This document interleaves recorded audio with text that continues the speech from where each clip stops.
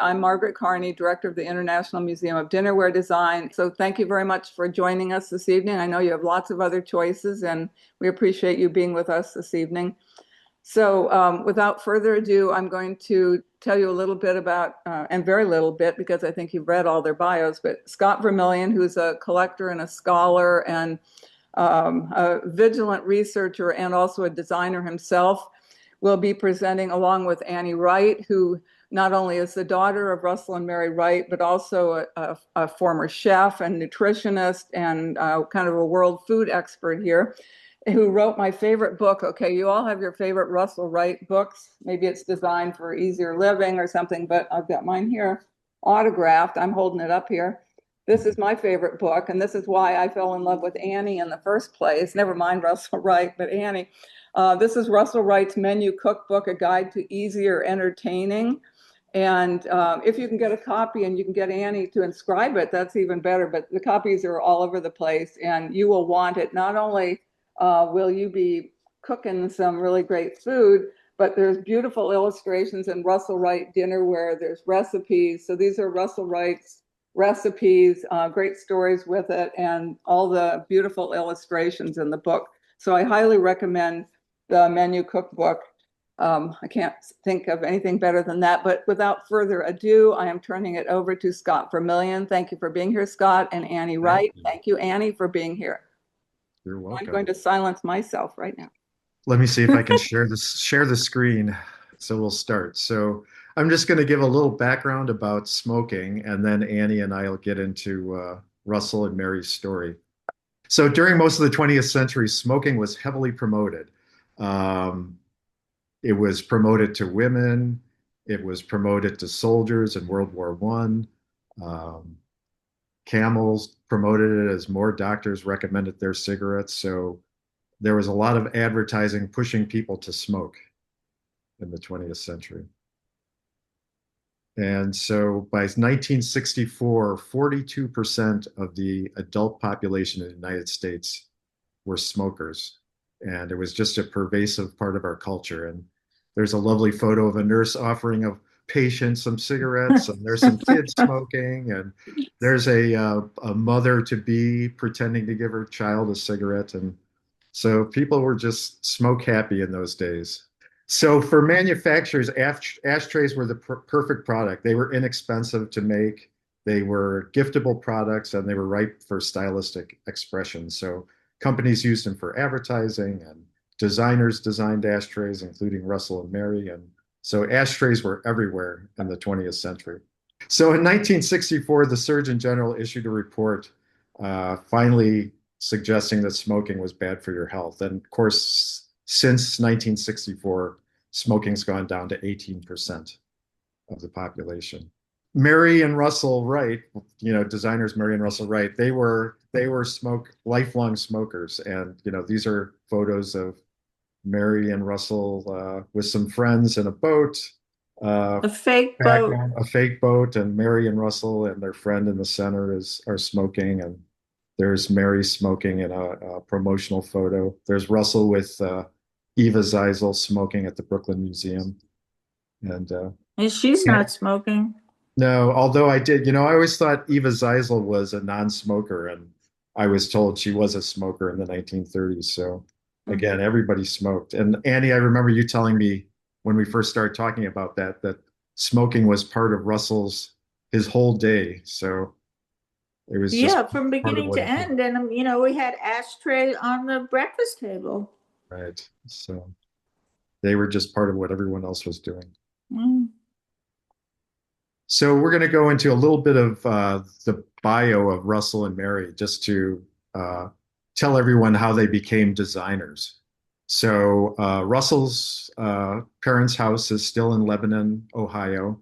That's a picture of his house. And Annie, you want to tell the story of how, his father wanted him to be a lawyer and how he really wanted to be a painter? Oh, of course.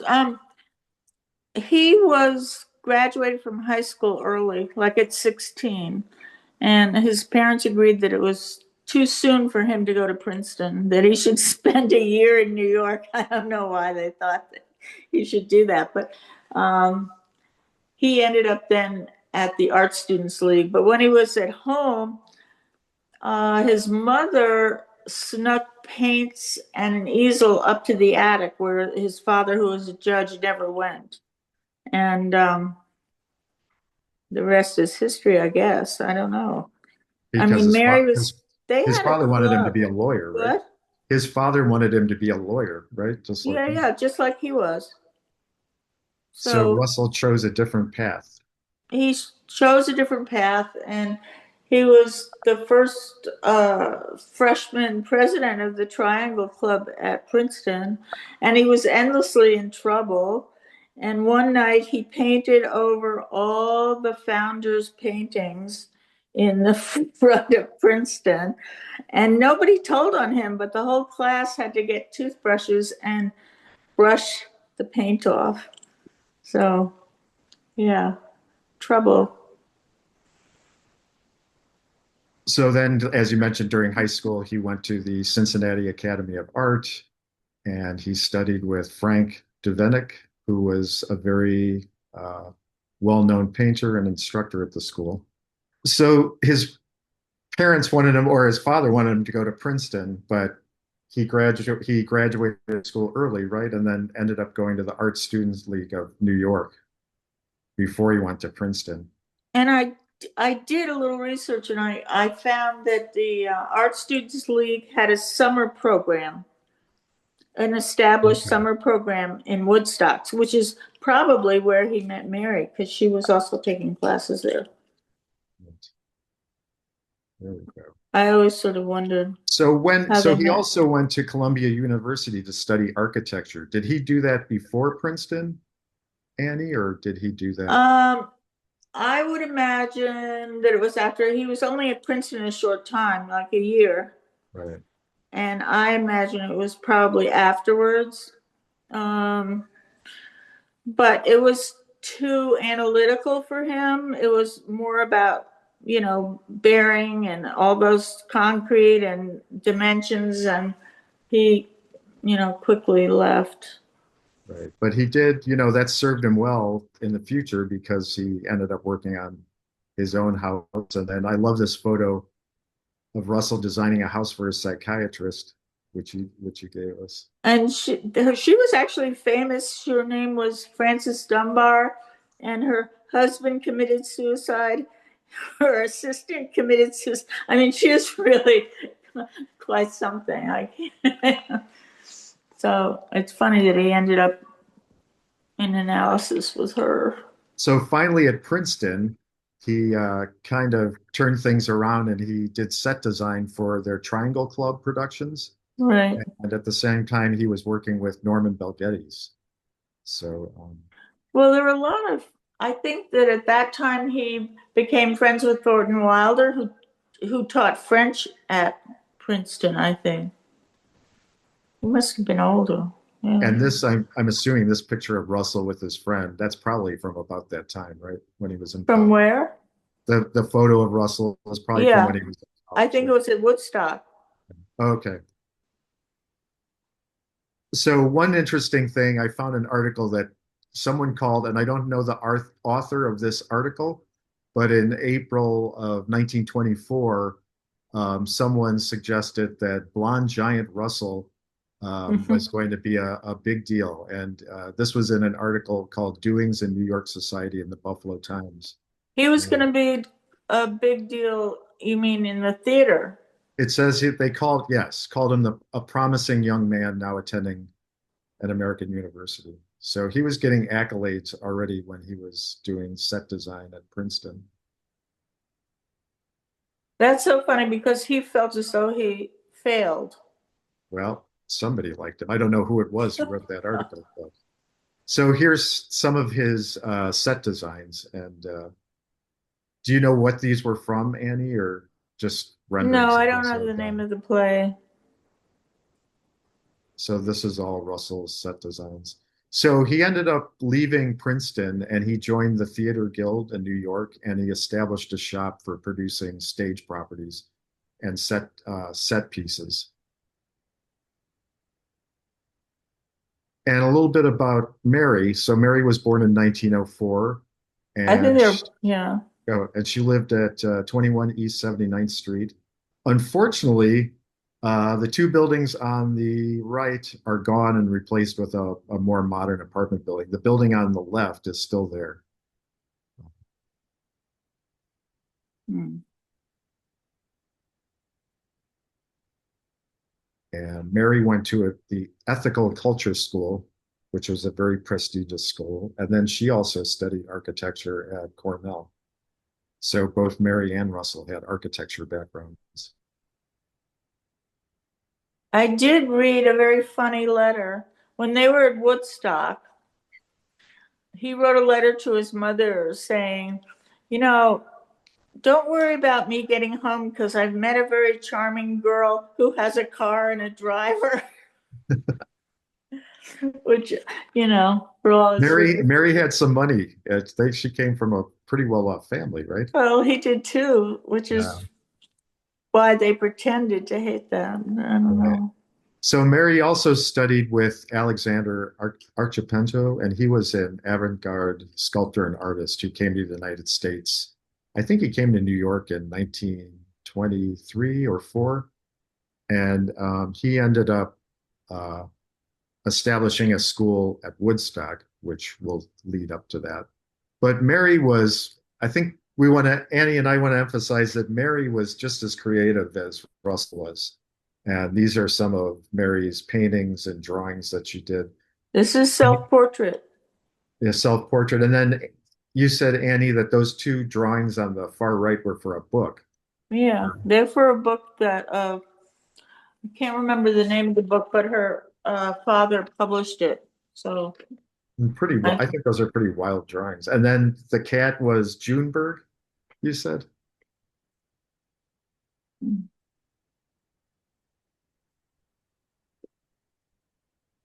So finally, Russell and Mary meet at the Woodstock Maverick Festival. Russell was there for theater set design and production, and Mary was there to study sculpture with Alexander. And so the and picture on the far left is the art department. right, And what was that that? was his design right in the middle for the It was theater. that somebody said that was a costume, but I think that was just a No, it's sculpture, a right? cubist design. Yeah. It's So huge. It's not like a costume of a 6 foot so that person. those are some of the things Russell was working on at Woodstock. And then Mary, she was there to study with Alexander, and that's a photo of Mary with Alexander in the center. And then Annie, these were two photos of Mary was in some productions. Yeah, the one that's not the nun is Joan of Arc. And the one that is a nun had no back. So So it were just these had the costumes, front. were What? these things that Russell had designed for Mary, or do you know? I don't know. I don't know. I know he had a lot to do with the concept. Uh, so that's why they were there. And then finally they end up in 1927 getting married, and against Mary's parents' wishes.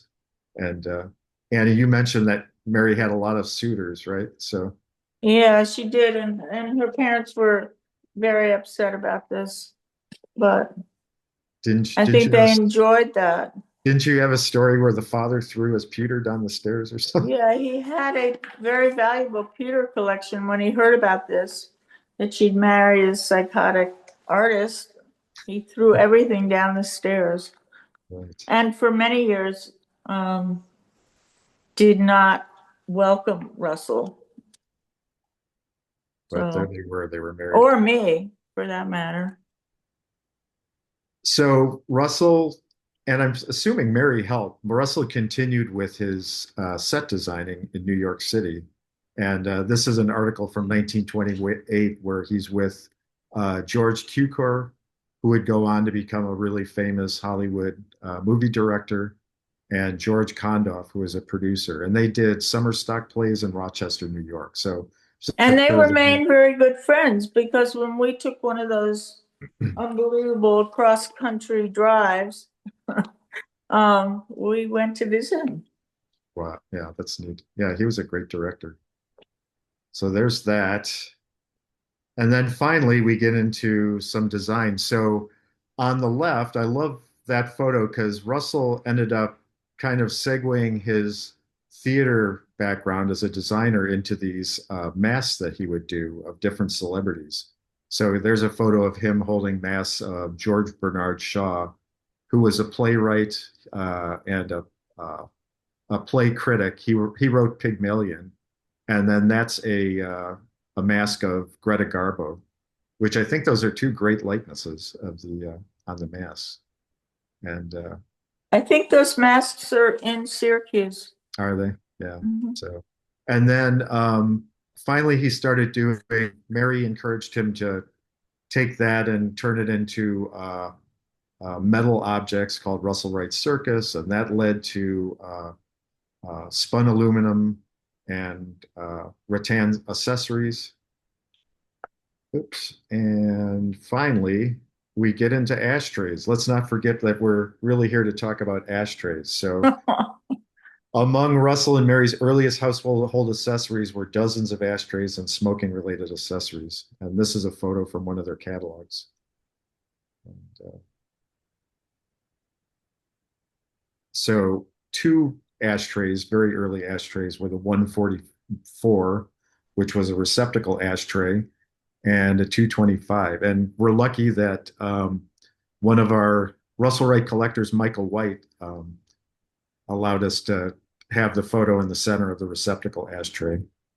And then the ashtray on the right is from Manitoba. And that's a recent donation from the Gary and Laura Maurer collection. And these are super, super rare, very early items that they designed. They're actually very simple in design, but I think beautiful. I don't They're know. beautiful, yeah. And then these were designed by Mary. This was part of a leather group. And I Mhm. think it's really clever that she used wire to hold up the cigarettes. And again, this is out of the Manitoba, the Russell Wright Design Center collection, gifted from Gary and Laura Maurer. Another rare ashtray. That's in the exhibit. Isn't Yep, that in the exhibit? yep, it is. All these ashtrays are in the exhibit. So they also did smoking stands. Oops. And let's go back to that. Smoking stands. The ashtray in the center is for pipes, and the cork ball is so you can tap the tobacco out of your pipe. The other piece on the right is a desk set, and the ashtray is on the far right. And Mhm. then the bottom right is a individual ashtray. Again, this is a piece that Michael White had found. And, I think those are Mary's mother's initials. yeah, I thought that was interesting, and that those are monogrammed with maybe her I don't initials. remember her ever smoking, but And I think this is a really, even though the photos kind of show them the same size, the ashtray on the left is very large, and the one on the right is about 3 or 4 inches. So, mm. and then Annie, you said that they took a trip to Germany in 36 and 37, and Yeah, which is a fairly controversial time to visit Germany. right. But they brought back this ashtray that was designed by and made by Heino Falken, and he did not go to the Bauhaus, but he went to a school that practiced Bauhaus principles, and so Russell and Mary were obviously very attracted to this ashtray. And Annie, you said this was an ashtray he ended up using the rest of his life, right? He loved that ashtray. I'm not sure why, except it was very lightweight. It didn't, he could just carry it around. Right. Just And there was a interview with him in a 1929 Industrial Design magazine, and he talked about how few designers were really attracted to modern design in the late 20s, and he took pride that he was one of them. well, I think before that, before the 20s was the time when there were God. engineers. So what's interesting is the ashtray that Russell and Mary brought back from Germany was very similar to some ashtrays being designed by designers at the Bauhaus, but also Russell and Mary Yes. designed ashtrays that were very similar in the early 1930s. So now we get into dinnerware. So in 1939, Russell introduced American Modern, which really revolutionized the dinnerware industry. It was the first truly modern dinnerware design in the United States, and it featured sculptural forms and softly vibrant glaze colors, and it was sold as open stock. And there's a picture of Russell with a pitcher that he designed later, and there he has a cigarette in his hand. So he's designing and smoking at the same time. Well, he wasn't a very good drawer or illustrator. He was more So of a he sculptor, right? actually had a potter's wheel near his desk, and he would sculpt these things. Wow, that's very good. I remember telling you, Annie, I had a boss in my first job who was very similar. He always had a cigarette in his hand, and he'd always be getting his ashes on my design work. But so that's a very familiar photo to me.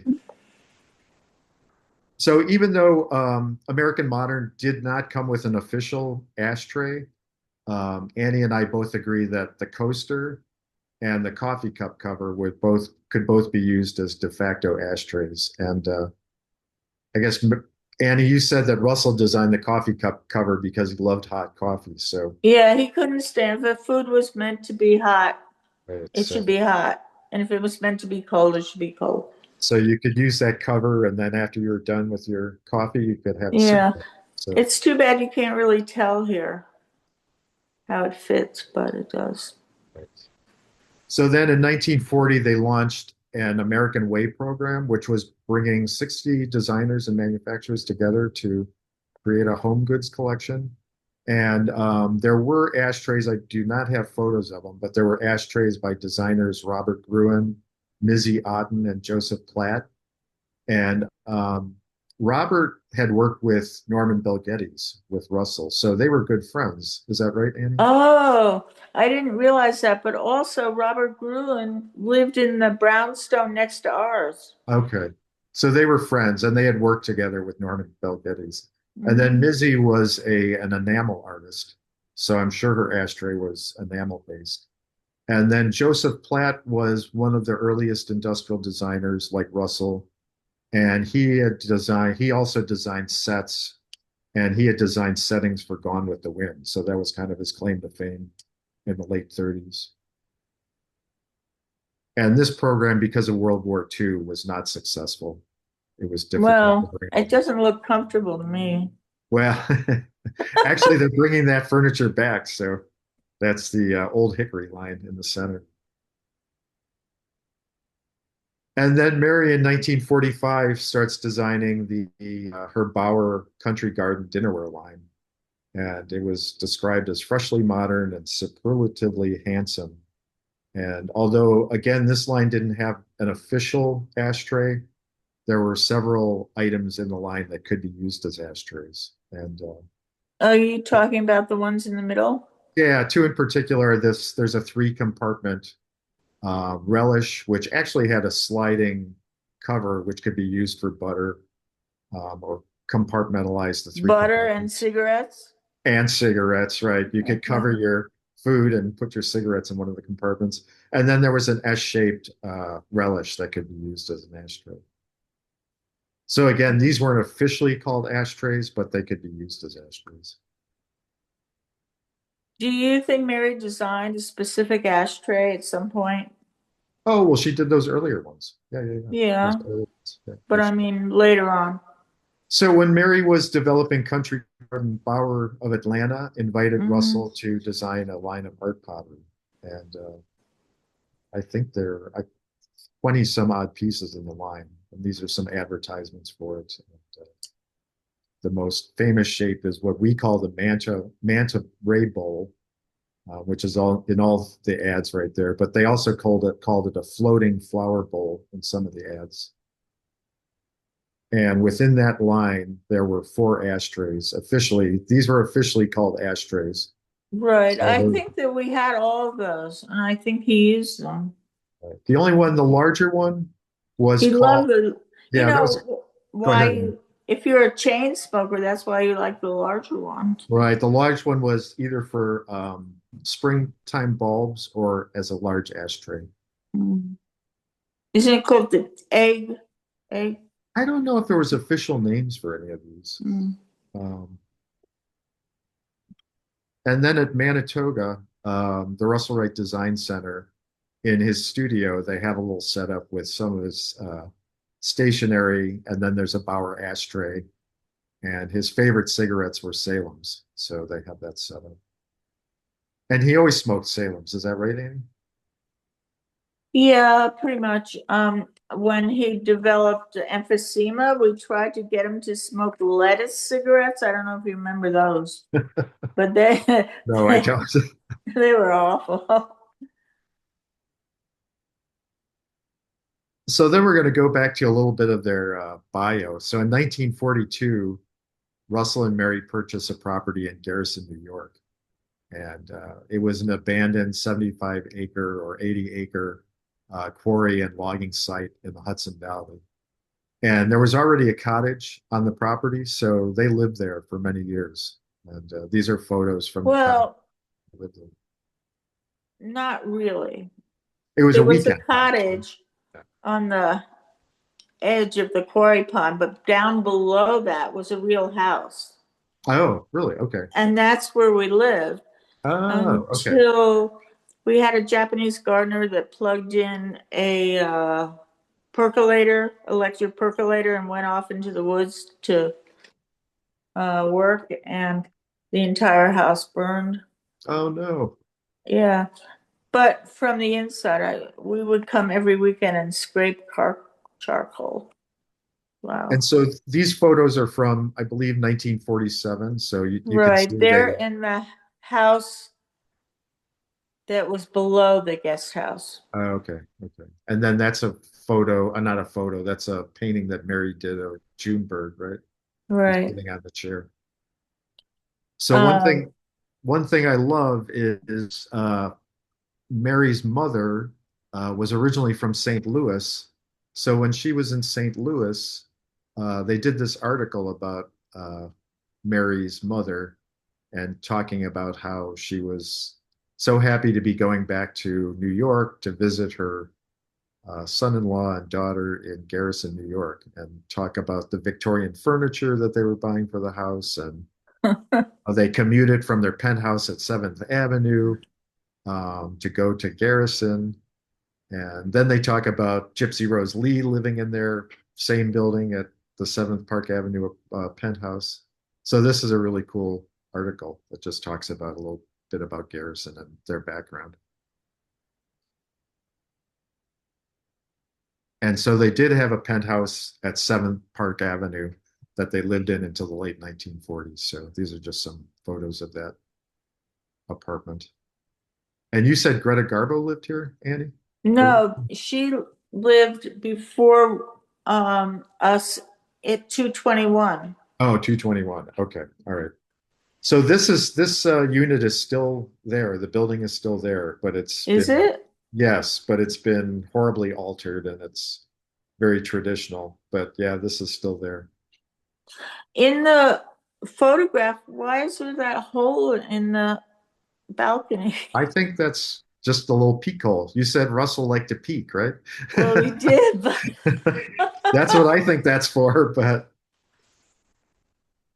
so then we go, Annie, there you are, yeah, 1950, you were born, there and they are, and smoking and drinking. yep, smoking and drinking, and there's Annie. And this photo was taken in the garden at their Manhattan townhouse at 221 East 48th Street. And here's a close-up You of can the see garden. that's the office. So the office was actually connected right to the living quarters. Right. And then that's the table and bench that you guys are at in that photo. So I love Well, that. no. Well, Yeah, it okay. is. Yeah. It's the same table, but Oh, you it's think that was somewhere else? it was moved over Oh, okay. for All the right. photo, I guess. The same table. But Mary's very sick there. She doesn't look so well. And these are more pictures of the So there was the studio and the house. And so these are pictures, and you can see there's, This is Russell's bedroom. yeah, Russell's bedroom, and you can see there's ashtrays on the There's ashtrays next to the everywhere. desk, on the Stratton chair, on the coffee table. There's Bauer ashtrays on the end tables. So I there, think it's a combination of him liking things to be very tidy, but also promoting himself. right. But not all the ashtrays are his design. In his bedroom or workroom, those are not, those don't look like his design, Where? ashtray designs. So There? yeah, the one on the top right, you can see like on the chair, the Well, I arm of the can't chair. imagine that he didn't put something that he designed in his bedroom. Well, there are some Bauer ones, but I think there's some other ones too. So,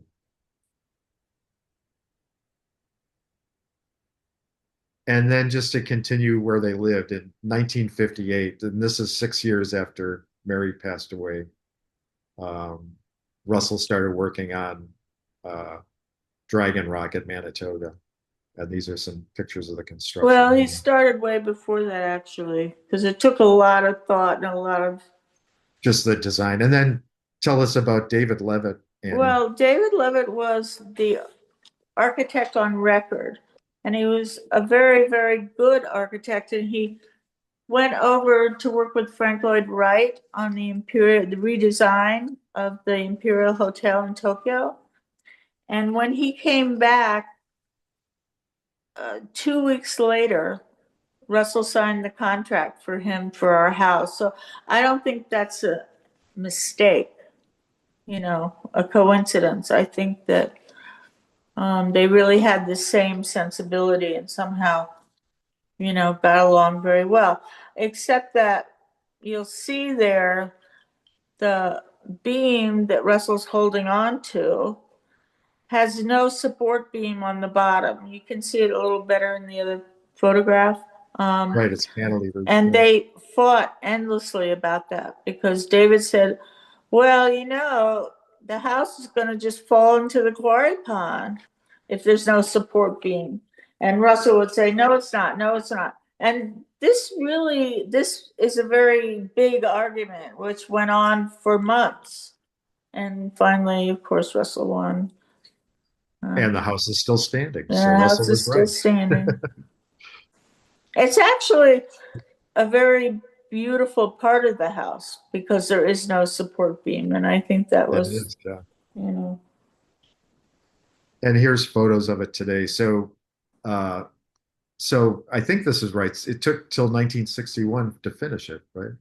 Is that yeah. correct? And we were the first house to be in Life magazine, their first architectural display of sorts. But they sent, which was very interesting, they sent a photographer.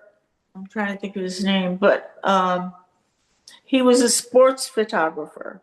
Oh, And this cool. was the first house that they, showed. And also it was the first time that he'd done.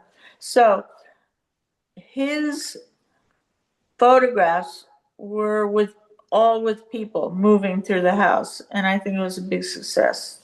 Yeah. I mean, it sort of showed, well, a house is meant to be lived in. It's not like just a, Yeah, an architectural photographer probably wouldn't have had people. no, wouldn't have had that creative part of it. He was there for several weeks Oh, really? Wow. at different times. He wasn't there continuously. So we're back to dinnerware. So in 1946, Russell and Mary designed casual china for Iroquois. And since American Modern was a big success, there were other dinnerware companies that wanted to capitalize on that. So the Well, it idea was be supposed to be unbreakable. right. So the idea behind casual is because American Modern tended to be a little fragile. This was going to be an oven to table dinnerware line. And there was even a warranty that if it broke, you'd get a replacement for free. So there's Russell and Mary doing some demonstrations, tossing dinnerware on tables. And you had a great story about a juggler, Annie. Well, when it came out, the first day they came out, Russell hired a juggler to stand. There was a little balcony right outside his bedroom, and the juggler was supposed to juggle all the dishes. And unfortunately, I think he wasn't a very good juggler. But all the newspapers were there, and they all dropped down into the garden, and they all broke. So did Russell get the warranty? He got the replacement, right? I know. So I think the headline was "Unbreakable Dishes Break" or something. So what's a nice segue is that even though there was no official ashtray in the casual line, in 1952, Iroquois issued a season's greeting ashtray, promotional ashtray. And there's the juggler as the illustration, which I think is really cool. And I think Annie and Who has these ashtrays? Where did you find them? They're out there. They're hard to find, but not impossible to find. But I think you and I agree that Russell probably did not design the shape itself, but he directed. Yeah, we agreed on that. And then Annie talked. I have a couple of holiday cards. You said that Russell really loved Christmas. He wasn't religious, but he loved the theater of Christmas. He was not religious, so we have to draw the line. So he would send out Christmas cards, and those are a couple of examples of his cards he'd send out. But what's interesting is Russell didn't actually design the illustration, but James Kingsland, who designed the illustrations for Russell and Mary's Guide to Easier Living, which was brought out in 1950. And so he did all the illustrations for that. And we think that's a cigarette next to the cheese platter. Yeah, we'll blow that up. But anyway, so he worked for your father, right? So he was a staff designer.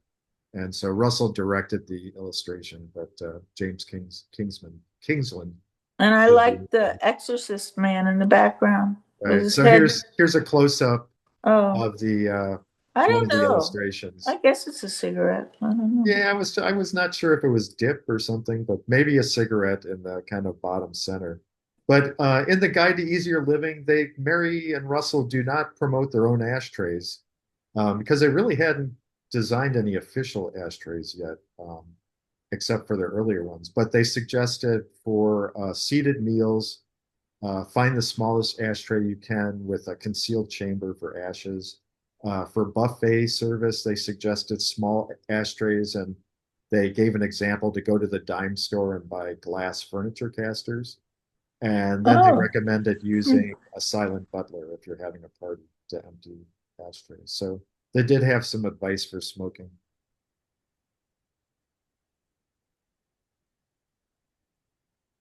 They don't look so happy at that party. Yeah, maybe, I don't know. Maybe Russell told him to look sad. Anyway, the first official dinnerware line to have a purpose-designed ashtray from Russell and Mary was the Sterling. But that was a restaurant. Right. So it was mainly sold as restaurant, but it was also for home use. And so there's a catalog photo and a brochure just showing the ashtray. And what was unique about that ashtray is there was a slot for holding a pack of cigarettes, which was a great idea for matches. Yeah, I'm sorry, pack of matches, which was a great idea for a restaurant because it becomes a little billboard for the restaurant when you're sitting at the table. So it was a very cleverly designed ashtray. It also, for Sterling, he ended up designing dinnerware set and the interior of the Shunli Dynasty restaurant in New York. And even though there was no official ashtray, the two-compartment butterfly dish could be used either as a sauce dish or alternatively as an ashtray. So that was a piece that could be used both ways. And Annie, you want to talk about this project a little bit? Well, as with many, many restaurants, some of the dishware starts to break. It's just the way it is. And the chef there, I can't remember his name. Anyway, he started replacing the dishes with cheap copies. Well, Russell and he had a real big battle, and we never ate there again, or at least Russell didn't. Oh, you But it went was back. it was designed, it was really incredibly beautiful when it Well, what I began. think's kind of neat about it is kind of brings back his theater set design. Absolutely. It looks like a theater. And And I love the that's, photo on the right because you see the little teapots on the table, and it mhm, looks like it was a really fun restaurant. Did he yeah. design the menus also, or Yeah. yeah, he designed everything. So I think in all his life, you'll see the theater. right. You know, there were vines that connected the studio to the main house in Garrison. And so it was his idea that you couldn't see the quarry pond when you came upon the house, and that you would walk around the vines and say, oh, gasp. So it's all, and all the paths that he did with Baldev were designed as you made turns in the woods. And Annie, the teapot and the sake bottle in the center, you were not sure if he had the illustrations designed or not, or I think I he think probably he, did, I don't know that he personally drew those designs, but he because, directed them, as right? I said, he was sort of a lousy illustrator, but he went to Chinatown and picked up like little decals and things like that, and then he worked on them and then used them. Oh, he spent a long time on this. And this was probably one of his last projects when he had his office open, right? Before it closed. I think without Mary, who was the connector to people, as he was very shy and didn't enjoy that,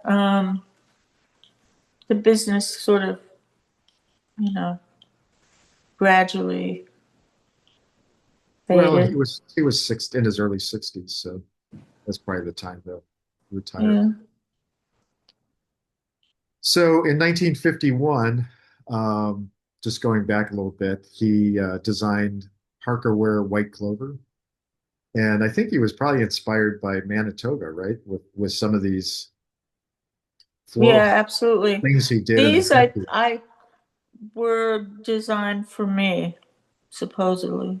Yeah, this is a beautiful wine. And so there were clovers sprinkled all through the pieces, and then he also said there were a few lucky four-leaf clovers tucked inside for the use of the phone. Mm. And it came with a clock.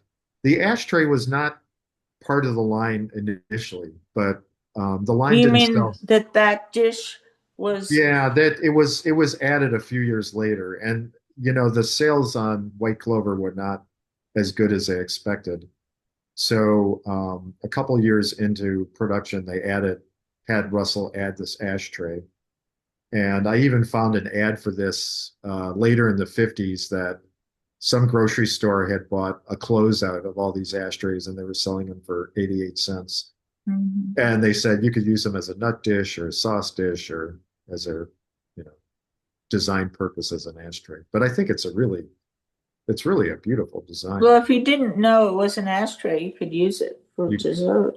right. Yeah. So it's a pretty item. But this was specifically called an ashtray. So, Hmm. Well, you can see why.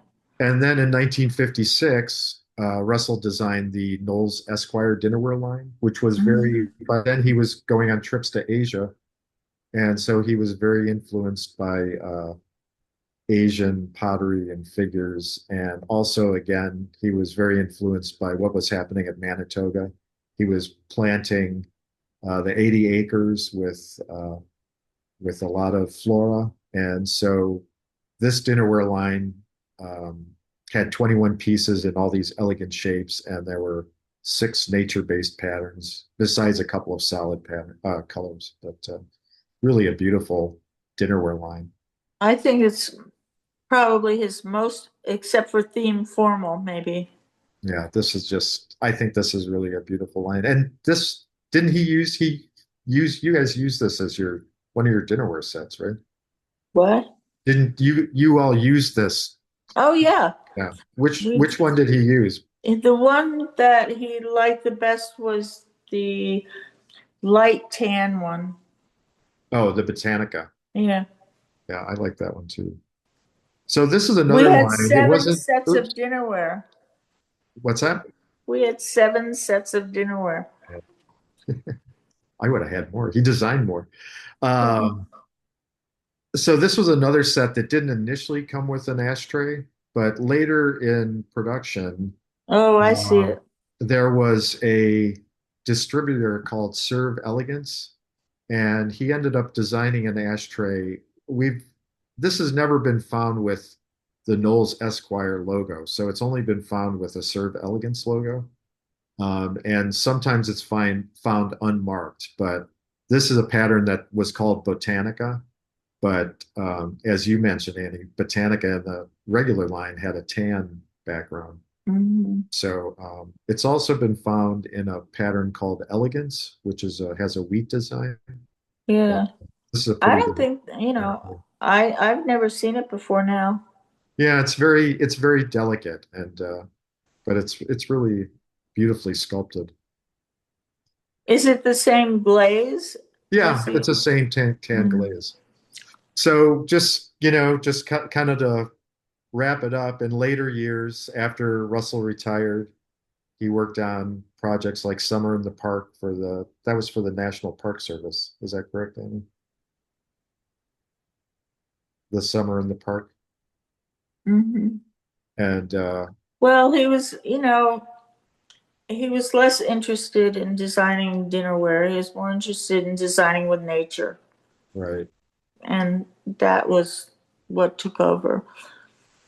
And didn't he lead tours through the property and stuff or Well, he did only if he was pushed. Otherwise,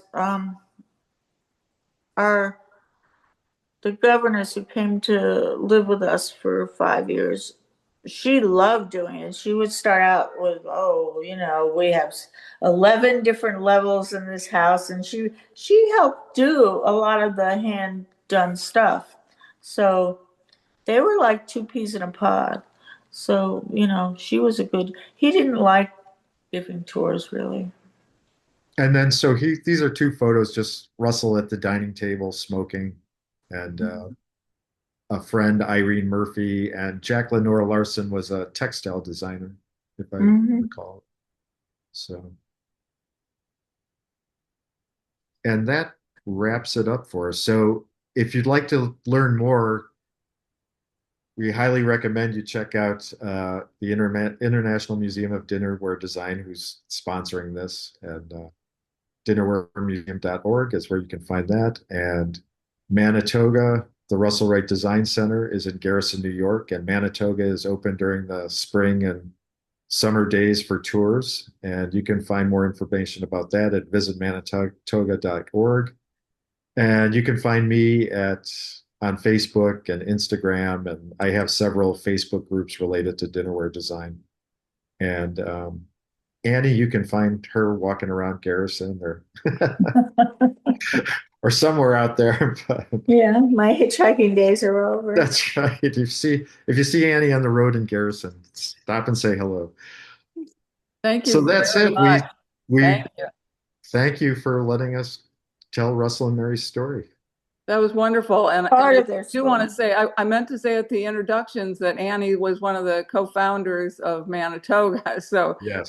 not a little detail, an important detail. And we've really been appreciative of Well, being the neighbors. One of the reasons our museum moved to the Hudson Valley is to be close to Russell Wright's home and Mary's home and studio in Manitoga, in Garrison in Manitoga, and then also to be near where Eva Zeisel worked in her own home studio. So, and lots of other reasons, but that's all we need is one good one like that one.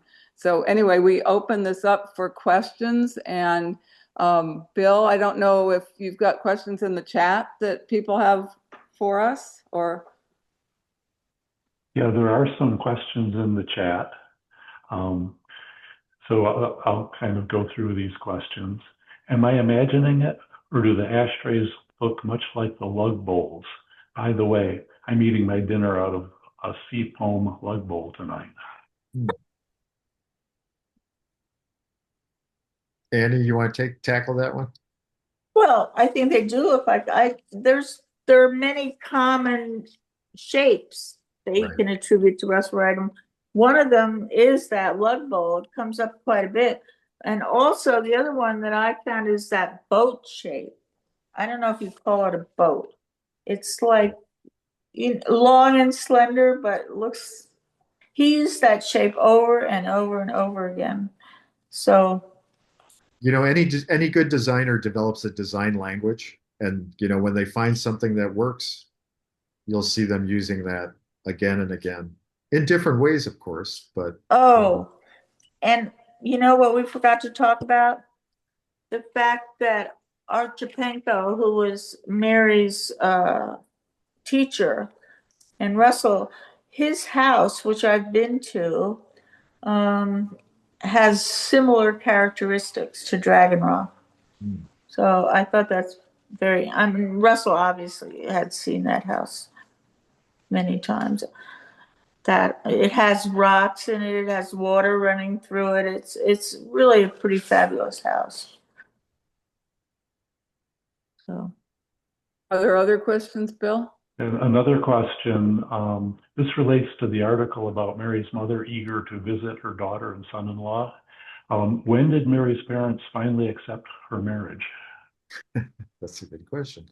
that's a difficult question because she died at such an early age and they were starting to accept him. Then she got sick and they blamed each other for her death. So it was really a pretty ugly situation for a very long time. And I was allowed to go to their house, but he was not allowed. So I must have been like 10 years old when they finally spoke again. That's a very long time. Yeah. Well, the article certainly made them seem like they were all good pals, but that's just Well, probably my creative grandmother. copywriting. My grandmother was a very sweet person. Yeah.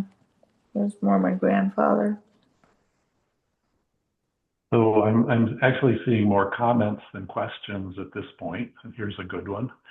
Nothing wrong with having 7 dinnerware sets. We have 8, although only 2 were made by Russell Wright. Sterling and the plastic set residential. Yeah. I think You I just have have to have 120. space. So Annie, the 7 sets that your family had, they were all designed by Russell and Mary? Yes. And there was never another designer represented at the dinner table. Okay, just want to clarify that. In American Modern, we had Chutney Brown. Hey, That was Annie, I his have a favorite. question for you. If What? I have a question for you, you know, things are marked either Russell Wright or Mary Wright. Of course, the Canadian stuff is marked both, but I'm sure, didn't Mary have design input on a lot of things that Russell designed? I'm guessing she did. Yeah, she did. And I think that when there's two very creative people, they have to establish different roles. And her role was really the connector to the client. And because she, for all I've heard, she's lovely and could do that and traveled and sold things. You know, she went out with their manager, Irving Richards. Um, she was not I don't know what that expression is, a wilting violet by any means. So, I think we talked like Ray Eames. She doesn't get as much credit as she should for being, you know, she was a very competent designer and artist herself. So well, and I do have letters that she wrote to him. They would start out like, Dear Russie, I miss you so much, but, and then there would be lines, put 3 inches on this, not 6 inches. And then look how deep it should be. And then the whole rest of the letter would be instructions. Love you, I love you, miss you. So that was funny. That's a So great story. are all pieces in each line signed? Are they? Yes, I think so. I I think that when you wanted to patent something in those days, you described it, or trademark it, you described it. You say, well, this is a 6-inch in diameter plate with yellow roses on it. But since the American modern was so simple, there was no way to describe it. So he was the first person to sign everything. Yeah, I think most of their pieces were signed. I mean, there's some examples that escaped without a mark, but they were really some of the first to mark their product like that. Now Right. everybody does that, but they originated that idea. And I'm sure that was Mary's idea, probably. I'm guessing. So I think we're running out of time a little bit, so we need to wrap up questions. I do have a question related to one that's in the chat. Somebody asked here whether or not the Wrights ever worked with Glidden Parker, with Glidden Pottery, Glidden Parker. So, which brings me to a bigger question. Has anybody ever compiled a list of people that worked with Russel Wright, that were assistants or did schlep work for him or whatever? Because I can think of like any number of people I've met who told me at one time or another, most of them are dead now, so I can't go back and ask them for the whole story, but said that they worked with Russel Wright and then had a few things to say about it. And so is there ever a list of people that are kind of known entities, semi-famous or famous, that worked as assistants and in the shop? And Yeah, I think he had his favorite, and one of them was Hector Leonardi, who became a very prominent. He's still alive. I think he's like 100, and he's an abstract painter, and he taught painting later. It's hard. I think of Hector, and I think of a few other people, but you know, um, but there's not like a definitive list of. I can no, answer it but a we little can bit. make one. Steffi at Manitoga is working on that. Like Annie said, most of them are gone, but she's trying to compile a list of Hmm. the designers who And worked I've there. tried to get in touch with Hector. Yeah, my first boss had worked with Russell for a year. I mean, Who is that?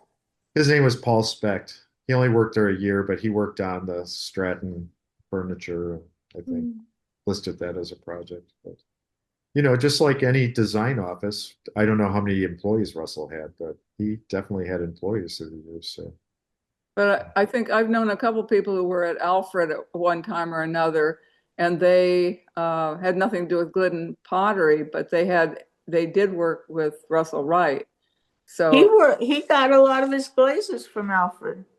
yes, yes, right, that's correct. That one, what's it called, lettuce that's on the green, the mint green. I love that color. Yeah, Clarence Merritt did that at Alfred. In fact, I bought the dishes because when I did a show at Alfred and I included Clarence Merritt because Bill, did he get the Bins medal, I think? I think he did. Yeah, so he got the Bins medal, I think primarily because he developed that glaze for Russel Wright. And so his son had loaned me, this is back in the 90s, okay? So the son had loaned, Wilmer Merritt had loaned me the dishes for the show because I wanted to show the glaze that he developed. And so I went back since we moved to Kingston or maybe before that, and it was before that because I had them in Ann Arbor, and I contacted Will Merritt and asked him if he still had the dishes that his father had designed with that glaze.